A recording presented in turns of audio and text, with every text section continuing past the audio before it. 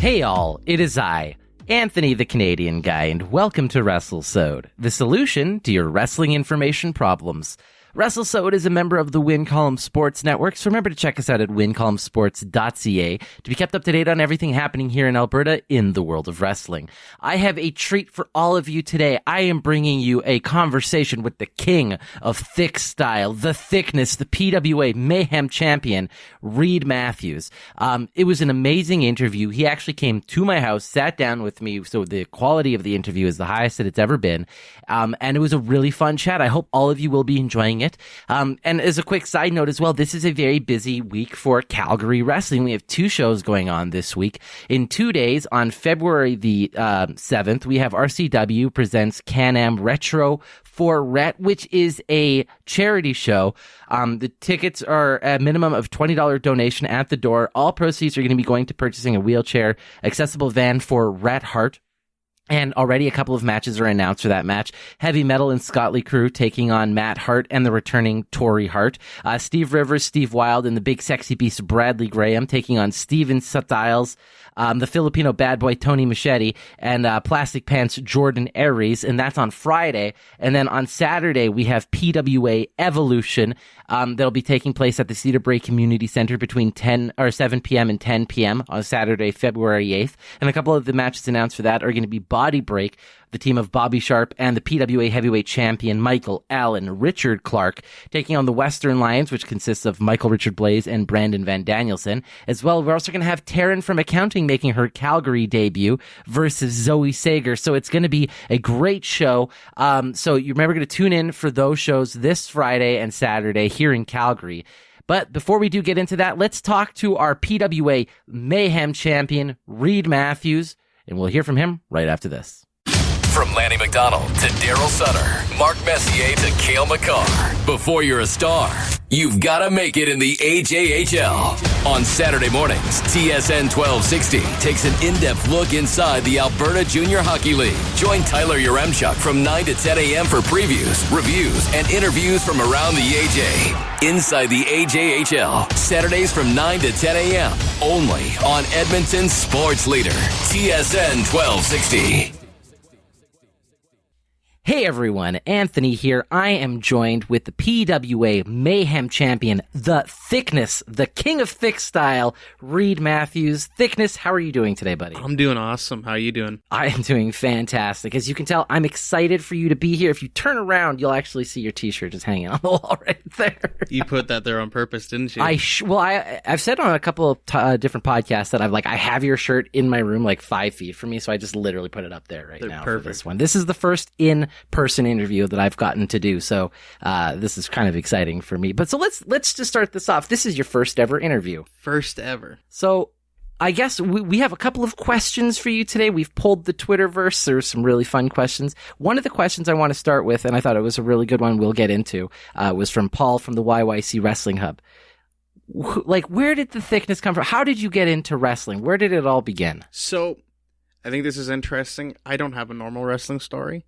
Everyone started watching wrestling when they were young. I didn't start watching wrestling in 2014. Hey, that's totally... everybody's got a story, right? But this is the thing. I discovered wrestling because there was a Rock documentary on Netflix. Oh, okay. Yeah. So Dwayne Johnson had his documentary on there. And I'm like, oh, I know Dwayne Johnson.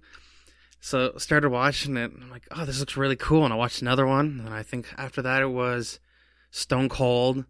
And then I watched AAA. I just watched a bunch of wrestling documentaries. And in my head, I'm like, you know what? This still has to be going on. This can't be canceled or anything. Sure enough, turn on my TV on Monday and it's there. I was so shocked. And then, looking back, all my friends growing up watched wrestling. Had no clue. I watched, when I think real back, and I tried to watch wrestling once, I watched one match. I couldn't even tell you what show it was. It was some guy who kind of reminded me of Richard Simmons and some guy who resembled Batista, but I'm pretty sure they called him Roadrunner. But I had no clue. I couldn't tell you if it was WCW, if it was WWE, TNA. Couldn't tell you. It was just some lost, forgotten match that one day you kind of hope that you'll just stumble across again. You'll be like, that's what it was. Yeah, so it was so crazy thinking about it now because I'm like, me and my friends used to wrestle on the trampoline. Still had no clue. So then when that came up, and I think I started watching the Monday the Monday Night Raw before Daniel Bryan won the title from John Cena. Oh, wow. That's literally when I started watching. And from there, I just loved it. It was so interesting to me. And so I went to college, and I was like hemming and hawing about it. I'm like, this is so cool. I'd like to do it. And originally, I was actually going to go to the Heart school. And had some miscommunication there. And then my dad was like, oh, well, this other fan of wrestling knows Lance puts on a school. So I contacted Lance, and that's how that all started. So you got to train with Lance Storm. Yep. So I've gotten, thankfully, I've had a couple of people now who have gotten to train with Lance Storm on the podcast. So I'm going to ask you the same question I've asked every single one of them. You get stories of Lance being like able to stare a hole through you. You get the stories that he's the most jovial kind of comic, like he'll rib you good. Mm-hmm. So when you think of Lance Storm, what do you see? Because I'm sure most audience people would look at Lance Storm and go, stare a hole through you, right? Mm-hmm. What do you see when you see Lance? He's definitely different in person. Because he has that face where he stares a hole into you. But like, as soon as you get him talking about wrestling, it's like a kid in a candy store. He's so happy to talk about it. So you get a little bit of it when he joins Chris in his podcast. You see that little kid light up in him. But definitely, totally different from your first impression. It's so weird. Like, I'll even say this as a person who, like, in the Alberta independent scene, started as a fan before I did any podcasting. And I've gotten to peek a little bit behind that curtain, and everybody's just so super cool. I just love everybody in this province when it comes to wrestling. So, it's so great when someone like a Lance Storm was such a foundation piece of the Calgary scene for so long. Mm-hmm. So when you think back on your time with Lance Storm, you got to have at least like one thing that always stuck out to you, the biggest lesson you ever learned from Lance Storm. Can you think of what that is? He taught us so much. I said this when I spoke with Zoe, is that I understand that he taught you how to be an entire wrestler. Mm. So it's really hard to pull that out of you. But if you could think back, like, do you have something like a one word lesson or something that you can think of? One word lesson, man. Or like a one sentence, you know what I mean? Yeah, I know what you're saying. It's just, I feel like there's so many times I look back and I'm like, oh yeah, Lance taught me this. Lance taught me that. I think a big one he always taught us was just like, if you think you're taking too long, wait longer. That's big. Because like when you're in the ring, there's times you're like, oh man, it's been like a minute. And then you're looking back, it's like, I was standing there for 3 seconds. I could have waited so much longer. That was a big one, and it took a long time to really get to know what it actually meant. Just being able, just like almost like setting the scene more compared to just like rush and go. It's not always about the next move kind of thing. There's a lot more intricacies. It's like a dance kind of a thing. It's almost like the other saying is like less is more. Right? Less is more. You make less things look good than rushing 15 things, right? Like 5 things are good, 15 things are bad, but you'd rather the 5 good things, right? Absolutely. So I have another question for you. So you said you don't have your typical wrestling story growing up, watching it, having all the different legends, having every match memorized. Going into the world of professional wrestling and training under somebody like a Lance Storm, being, I would say, relatively new to the entire scene. Mm-hmm. Did you get looked at weird as like, who is this guy? Like, how does he not know Ric Flair's like 17 or 16 wins perfectly from memory? You know what I mean? Going in the beginning, it was really intimidating because everyone I went to school with was like, oh, I know this. I started wrestling here. And I'm like, God, half the people you guys are talking about, I don't know. But it actually wasn't too bad because there's actually a few people who are just like, that's crazy that you literally knew wrestling for 2 years and then you decided to do it. I gotta say, that is kind of crazy. I kind of love that story, though. And the reason I like this story so much is because I hear from so many different people. They're like, oh, I really like wrestling, but like I'm kind of intimidated to get into something like that because like I don't know everything. And if you have ever paid attention to the world of Twitter and wrestling, if you don't know every single thing in the world, you're a fake fan. You know what I mean? Oh, yeah. It's bad, right? But it doesn't feel that way when you're at like a local indie event or anything like that. No. But I think a bigger thing nowadays, like, thanks to the world of the internet and like the WWE network, I was able to try and catch up a little bit. So now when people like mention names, I have an idea of who it is. I still couldn't tell you all their great feats, but I have an idea who that is. That's totally fair. So now, so you came in 2014. You got the episode before Daniel Bryan winning the championship from John Cena.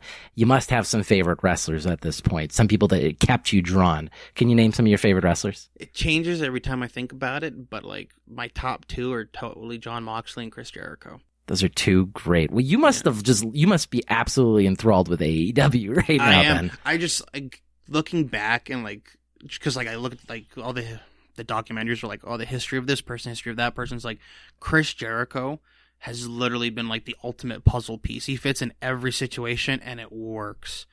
And I almost feel like sometimes like when you're like, oh, the all greats, it's like Chris Jericho is up there because he's like 50 some now and he's still doing great.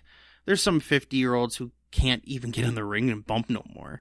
No, absolutely. Right? Let alone be a world champion, have their own crews, help start an entire promotion that's completely rivaling the WWE, which hasn't happened since WCW. Like, it's crazy. The guy is so good. The guy has a natural mind for wrestling. Yeah, and I feel like sometimes it's not necessarily ignored, but there's like other feats that people look at, right?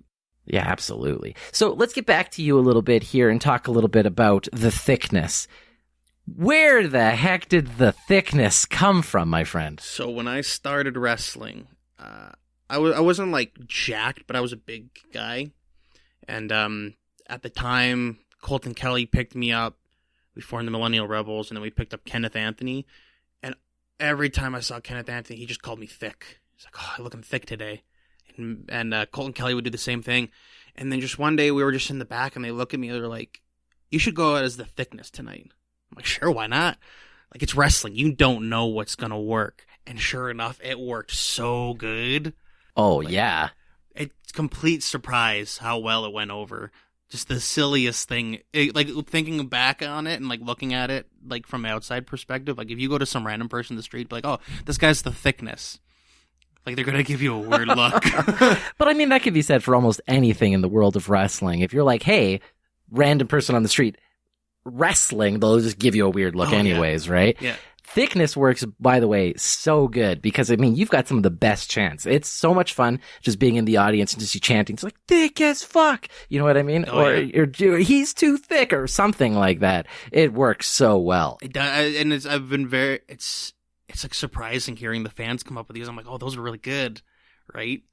And then like when we did the clandestine show and I was in the clusterfuck, I'm like, I have to do thick as fuck. Oh, like, yeah. As soon as I saw that shirt, I was so excited. I'm working on that shirt. It's in the books. I'm going to be buying one of those shirts when they come. I mean, I can't wear it to work. I can still wear the King of Thick style. You should wear it under your normal clothes. Yeah, that's exactly it. I'll look thick as fuck wearing 2 layers at the very least. So that's good. So I would say your home promotion right now is the PWA. Obviously, you do wrestle in Force Pro Wrestling as well. But let's talk a little bit about your time in the PWA. So you trained under Lance. When did you graduate? I graduated in March of 2015. March of 2015. So did you start in the PWA right away? Pretty much. Lance talked with Kurt Sorokin, and I just started working right away, pretty much. Like, I was involved in a 6-man tag as like a trial run, and they liked me, and I was also one of the few guys who stayed because we had a lot of international people. And that's just been worked ever since. So I was by myself, just as Reid Matthews. I think it was October. Yeah, it was Fright Night. And then that's when me and Colton Kelly got together. And then we were in the Millennial Rebels for so long. And it's weird to think like just a year ago, like we split up. And this year was our big match. Just the moment, like since you've split from the Millennial Rebels, it just feels like things have gone the thickness's way. Yeah. Would you say that would be accurate? Yeah, 2019 was a big year for me. And I didn't see it happening that way, but it did, and it's just kind of really nice to feel like at the end of the year to feel like this was really good. Well, I mean, from wrestling, I would say, like in the Saddle Dome to being at like an invite-only show as the Clusterfuck, or to be a PWA Mayhem Champion, for instance. Let's talk a little bit about that. Yeah. How did you win that championship? I put my former teammate, Kenneth Anthony, through a table. I don't remember what show it was called, but it was the February Edmonton show for PWA, just before the anniversary show, which almost worked out in my favor. Because, like, for, like, the months prior, I've been chasing Colton Kelly because he's a dickhead. Kicked me out just because he's greedy. But to have that fall in my, like, I won't say fall in my lap because, like, I worked hard for it. But to have that, like, get that opportunity to be like, this is exactly what I needed in the time I needed it was just magical almost. So I guess that means you're closing in on your 1 year at this point as the PWA Mayhem Champion. I am. I think it's at 341 days.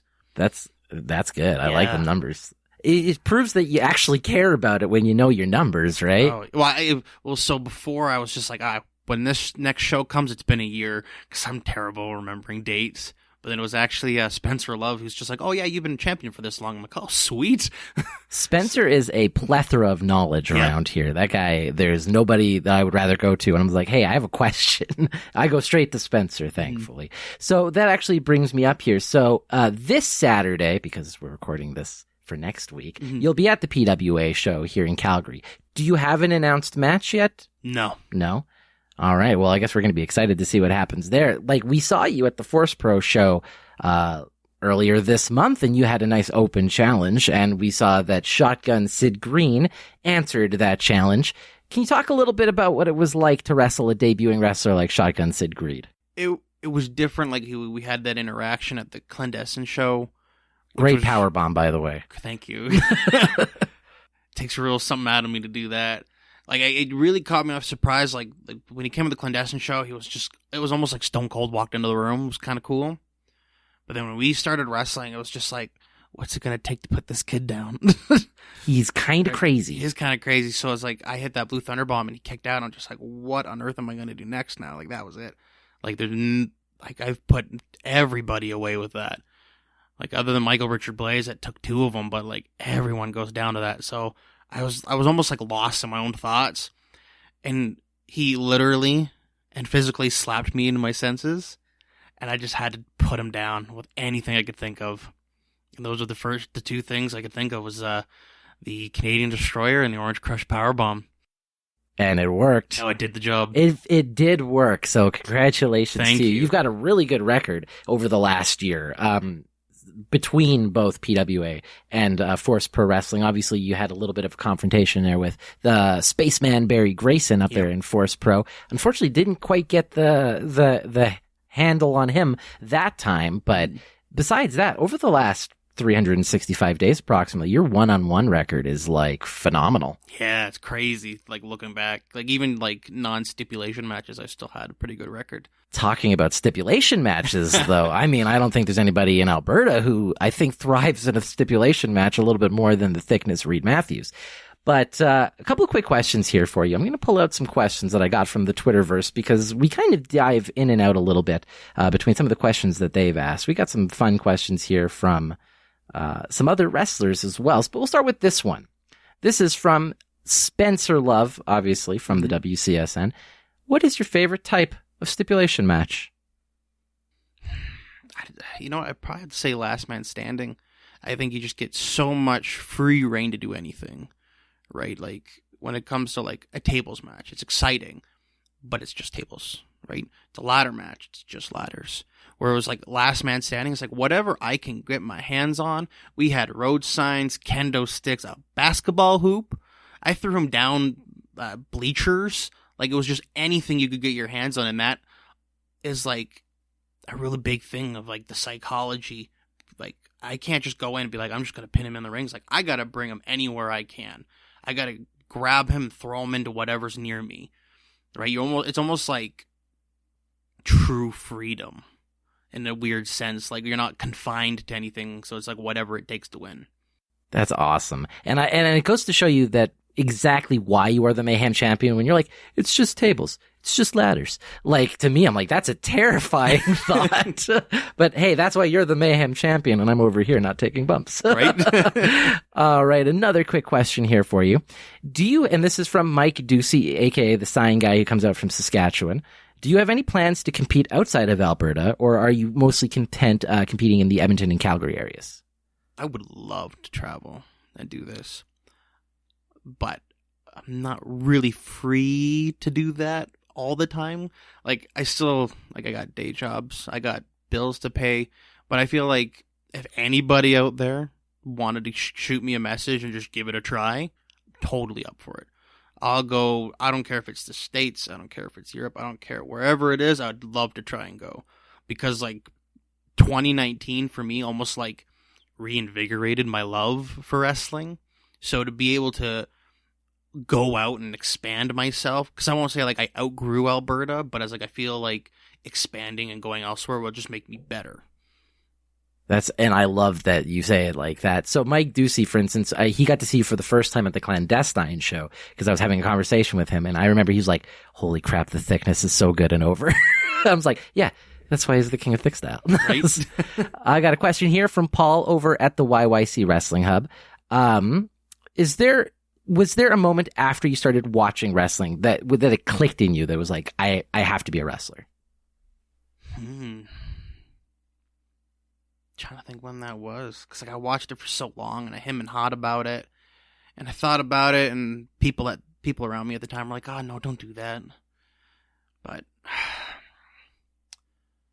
I want to say, weirdly enough, is when Brock Lesnar beat John Cena with like those 16 suplexes at SummerSlam. Oh yeah, those like, Germans. It'd be so, in my head I'm like, it'd be so cool to be like, I'm the guy who beat Brock Lesnar, right?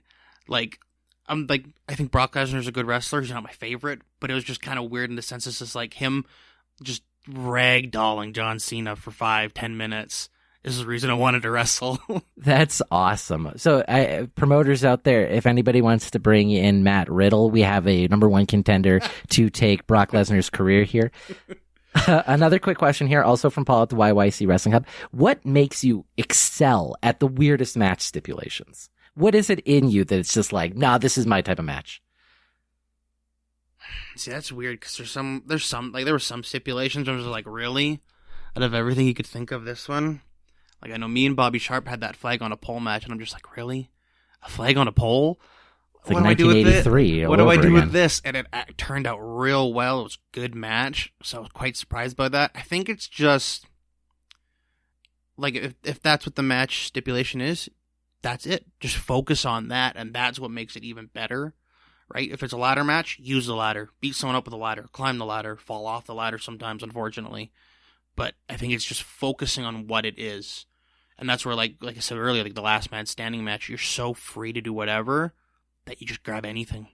So it's essentially embrace the chaos. Yeah, pretty much. I like that a lot. All right, I got a question here as well from the spaceman Barry Grayson, who we mentioned a little bit earlier. So he wants to know who your favorite Millennial Rebel was when you were part of the group, and one thing that you learned from each member, and maybe who taught you the most. See, that's hard to pick the favorite. Well, apparently he wants to create some controversy around Alberta here. So, well, so like I can't say I hate the guys, because like Colton Kelly picked me out of a crowd to be with him, right? You know, Kenneth Anthony was a huge supporter. Like, he was pretty much the one who gave me the name Thickness at the end of the day. So like I really can't pick one over the other. Like, Colton Kelly taught me a lot. Like, at the end of the day, he's just like, do this. Like, he was the one, like, he's the reason I did the cannonball, right? He was just like, you should go do the cannonball. I'm like, okay, right? Because he had faith in me, and then from then I had faith on myself. And then with Kenneth Anthony, it was just pretty much everything was just, the support from him was overwhelming all the time. So I cannot pick a favorite. Learning from both of them, like I said, like Colton Kelly was a lot of moves. Like, if I had to give credit to like most of who I am as a wrestler now, it'd be to those two, just for everything. At the end of the day, that they made me. That's I like that, and they also made you champion at the so. Well, no, I made you champion. You made you champion. They laid down and got their ass beat. Exactly. So, I have a question here from Lana. What is a dream match that you would love to be a part of if you could wrestle any indie wrestler, who would it be, and any professional wrestler? So I guess that's 3 different questions. Let's start with what's your dream match that you would love to be a part of? She actually mentioned it before. It'd be a street fight with Jon Moxley. Oh, that'd be sweet. That would seem like chaos. I saw that little match that he had there with Kenny Omega. That was a little bit brutal. So I'll leave that to you to do. So that would also, I assume, be the person you would like to wrestle as a professional wrestler more than anybody? Yeah, I feel like, because I think for me a big thing is like I need to feel ready to do it. And him and Chris Jericho, I'll probably be more ready to wrestle Jon Moxley. Just kind of give myself time to be ready for that, right? Because like that's a big thing, wrestling one of the pros, right? That's a big step, and you really need to be like physically and mentally ready for it. And I think like if I'm in the ring and Chris Jericho comes in the ring, oh man, I don't know what my brain would be doing. I'd just be like, oh my god, it's Chris Jericho. Gotta get an autograph, not wrestle him. I just getting in line to get an autograph with him and like get a picture with him was intimidating. And I'm like, I wouldn't even want to try to step in the ring with that guy. His arms are so big. It's scary. Well, I guess you know what it's like. Yes. So. All right. I have a question here from Marcel. Oh, actually, I guess the second part of that. What about an indie wrestler within? Like, do you have like a dream indie match? Marty Scurll. Oh, the villain. The villain versus the thickness. I like this. I'm a big like energy person. Whoever has the most energy, and like when you can definitely tell when it's just like Joe Blow versus like this guy, right? And Marty Scurll's one of those guys. Just like he gets in the ring, it's like you pay attention. You know, it's not like those because you'll see it. You watch Raw or AEW or whoever, and it's just like you pick your phone up.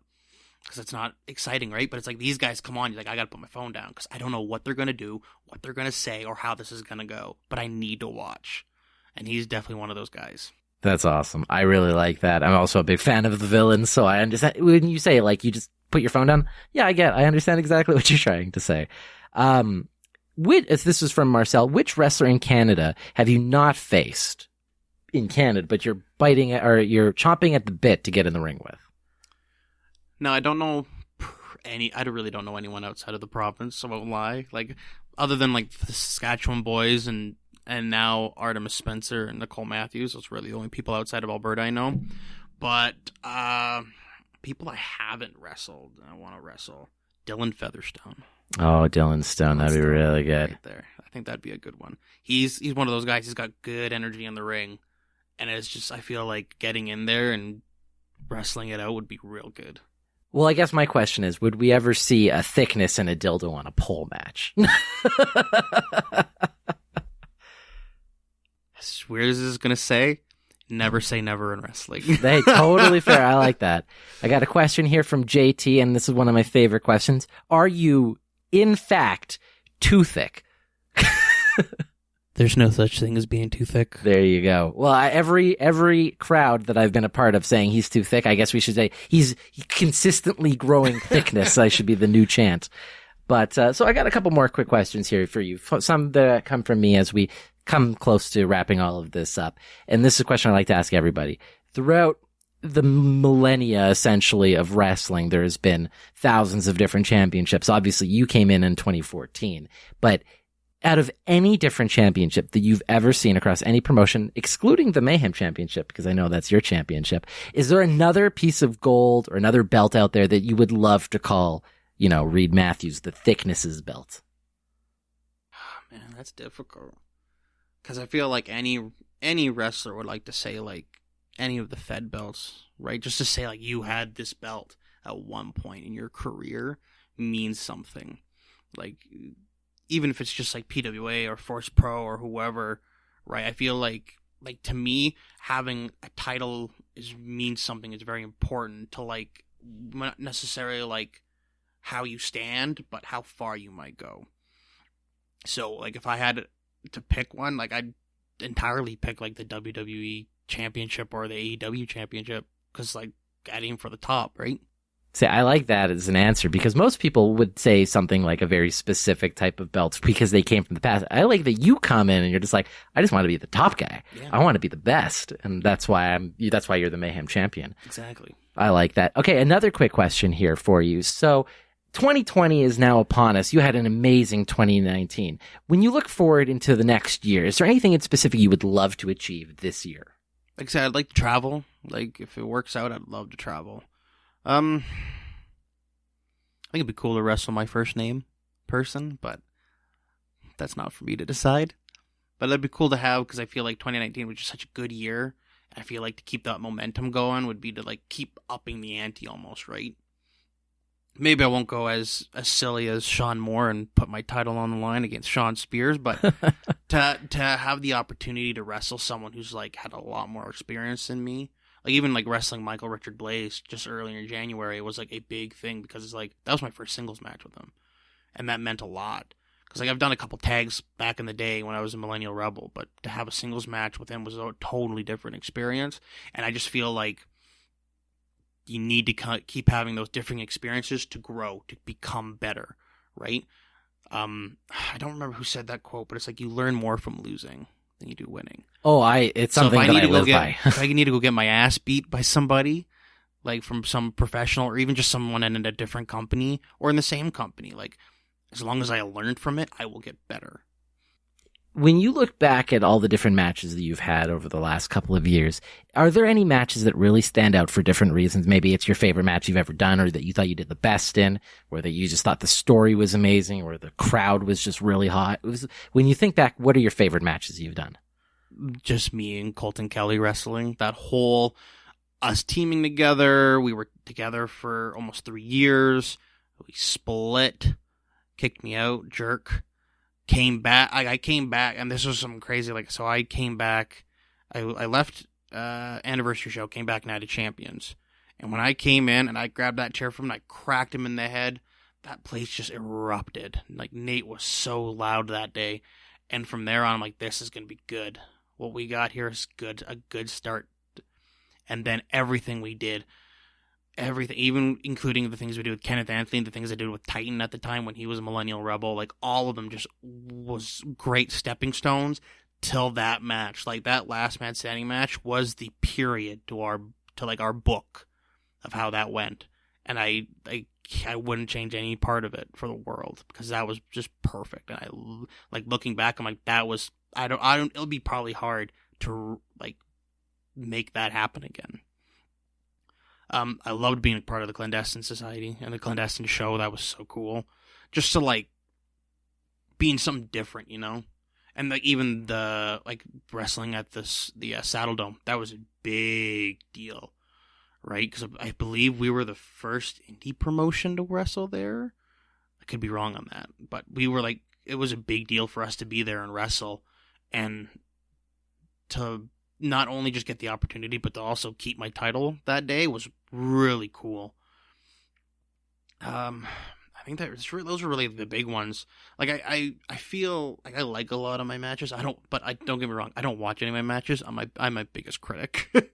I cannot watch myself. But like, I'm like when I go in, do the job, come out, everybody's happy. Crowd was happy. I'm happy for the most part. But definitely, Colton Kelly and I kicked ass beginning of this year and the end of last year. It's been Colton Kelly winning. I guess begin the end of last year or beginning of last year and the end of the year before. Yeah, I guess so because it's 2020 now. Yeah, new decade. There's a lot of new numbers at this point, but yeah, at that Clandestine Show, obviously Colton Kelly winning the death match that ended the show. Oh yeah, so fun to watch and terrifying. I was in the crowd and I was just going like, I hope I don't have to use my medical training here. I won't lie, I was front row. You were front row? I was in the front, yeah. That's I was against the back wall, but thankfully before the match started, I moved away from that back wall because there was a lot of glass that flew at that back wall. Yep. So let's talk a little bit about the match that you had at the Saddle Dome, because I am curious. Like you said, you were one of the, if not the first, definitely one of the very few indie promotions that have ever wrestled in the Saddle Dome. The list of names that wrestled in the Saddle Dome are almost all legendary and very few because it's such kind of like it's been really big in Stampede, but not in so many years. Being the first wrestling match that took place in that building, I believe in over a decade, like just what was it like just looking out from being on the ice and just seeing all those people there? So we were talking to Rob Kerr about it through the whole entire night. So we got there. It was myself and Spaceman Barry Grayson. We were the first two there in the morning. We actually put together Bret Hart's ring, which in the lobby. Was something just to put it together, to see it, to stand in it. We took bumps. Don't recommend that. It was pretty stiff. But like it was so surreal, and it was just like we walked out because we came out from the Zamboni so we walked out there and just looked out at the blank ice and the blank stands, and it's just like, wow, this is crazy that we're here right now. So we go, and they were telling us like the numbers, and it was almost like 3,000 people there. Like that's our biggest crowd. Like we got a few times that night we got like 800 people, but this is 3,000 people. These were people who've never came to a PWA show. They came for a hockey show and to see Bret Hart, and they got to see us. And from there, like it only helps us go further because it was such a good event. Because every match was received well. It sounded like the fans had a great time. Like it was so surreal. Like I remember they lined everyone in the ring, and I'm waiting behind the curtain for my music, and I'm like, wow, my entrance music is getting played at the Saddle Dome. It was crazy. It's crazy, and I gotta say that Unstoppable by Motionless in White is a great freaking theme song, just for the record. I'm going to be doing a podcast on my favorite theme songs around Alberta. I'm not going to tell you where you land. I just got to figure out the whole, how do I put the music on a podcast without getting copyright strikes? Well, I'll figure it out one of these days. 15-second rule or something like that? There's a lot of rules, and depending on where you go or where the originating stuff comes from, I'll figure it out. All right. That's my job. I'll figure it all out. But as we are going to be wrapping up here today, is there anything you would like to say out there to everybody who is listening? Maybe if people who've never heard you or seen you before, what's going to make them come to you? What's your 20-second elevator pitch? 20-second elevator pitch. That's my other weakness. I'm terrible at selling myself. That's a good idea. Just plug my social medias. But come out to indie wrestling show. Like if you're in Alberta, come to a PWA show. Come to a Force Pro show. I'm definitely not what I look like I am. That's something I have always like been very happy about. Like I'm the kind of guy who I look like I probably haven't hit the gym in a while, but I'll still pick you up. I'll still slam you down, and I'll still do a flip in the air for some reason. Like I'll surprise you every chance I get, because I feel like when people look at me, they're like they almost underestimate me. And I'll borrow a part of a tweet from Davey O'Doyle. Don't sleep on me. Because it'll be like a rude awakening, essentially, from there on.